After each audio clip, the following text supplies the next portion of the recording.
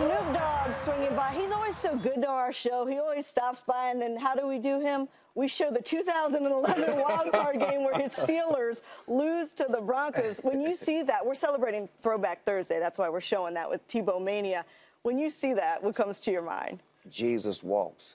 You believe. You were a believer after seeing that. Jesus. People loved him, Tebow. You have any love for him? Actually, I do love Tebow, the player on and off the field. I love what he stands for, and I love what he's about.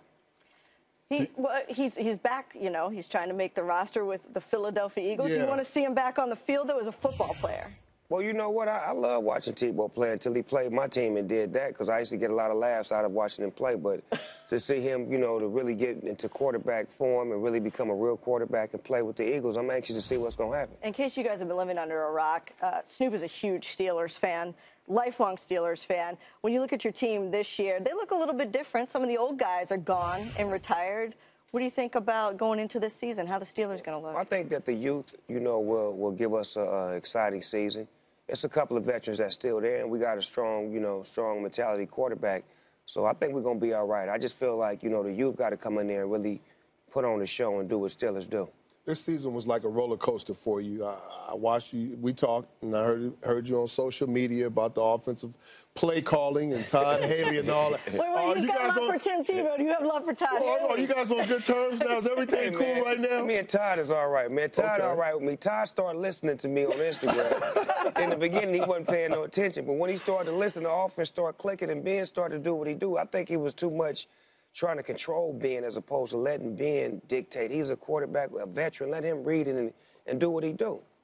Well, last year we saw some Steelers suspended for violation of the substance abuse policy, and today the big news is we have 4 players in the NFL suspended, guys like Antonio Gates, Sheldon Richardson. What is your reaction? Well, I mean, that's a sticky situation to be speaking on. Sticky, icky situation. Yeah, it's a real sticky, icky situation to speak on. But I say this, and I say it, you know, with love and understanding. I feel like someday soon the NFL will have some understanding, but until the meantime, you guys got to follow the rules and get on point and do what you guys are supposed to do as far as not violating those rules and regulations that were put in place. And that's probably something you and Willie both would teach your youth football. You guys are both really involved. And the BET Awards, you were just presented an award for your involvement. Tell me about what that was. That was about, you know, the 10, 11 years that we've been doing this youth football thing in Southern California, the kids that we put through high school and Division I and eventually to the NFL.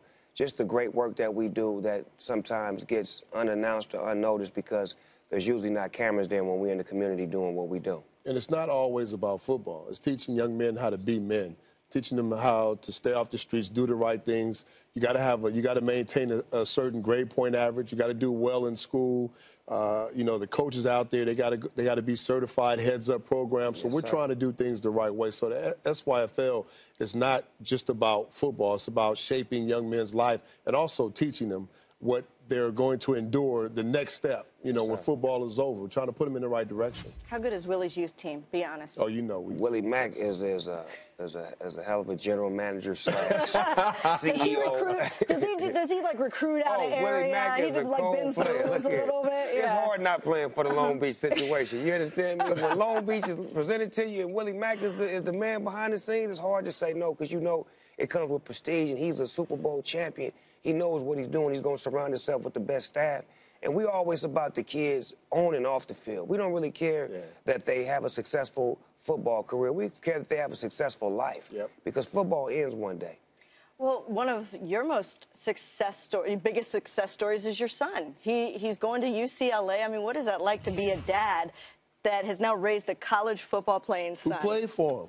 Yeah. Who played for him? He brought him all the way up. All the way up, right? Cordell, right? Yeah, it was a fun thing watching him play for me and then watching him outgrow my coaching and then to get some real coaching. Not that I'm not a real coach, but to watch coaches who really are qualified to give him more than what I could give him and to see him accept that and to see him become a real full football player. Willie Mack always believed in him, and he told me something about him a long time ago, but I didn't really believe it until I seen it with my own 2 eyes.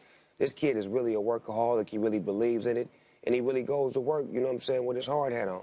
I watched your show, your reality show with him, and you don't mess around. I mean, when he's upset, you were raising a man. I noticed that. You said, well, I'm not going to go get you ice cream like when you're 11 years old and tell you everything's going to be okay. Do you think that kind of tough love helped him become what he's becoming? I know it did, because the coaches that he'll endure from this day forward are going to give him that same thing, but a lot of it is not going to be with love connected to it.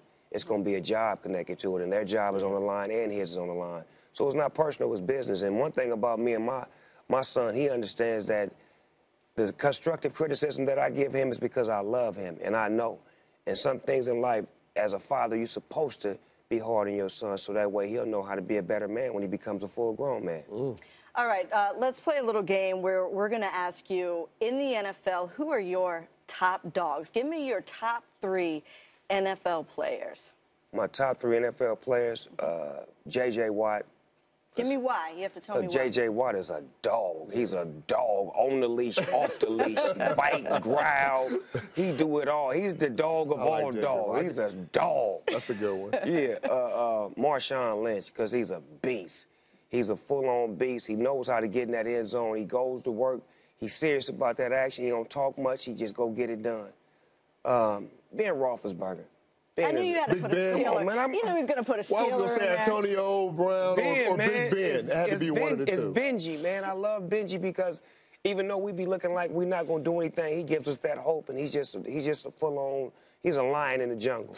How much, your relationship has been well documented throughout the years, and it is pretty unique, you doing what you do and Willie being a 3-time Super Bowl champion. How much did what Willie Mack did in his career kind of, all along, since even high school, kind of influence your love for football and your attachment to schools like USC and also the NFL now and things like that? Well, Willie Mack is the pride and joy of my high school, Long Beach Poly High School. Willie Mack was the first star that we actually was around before I became a star. So watching him become everything that he was, I would always brag on him. I would always wear his jerseys. I would support him.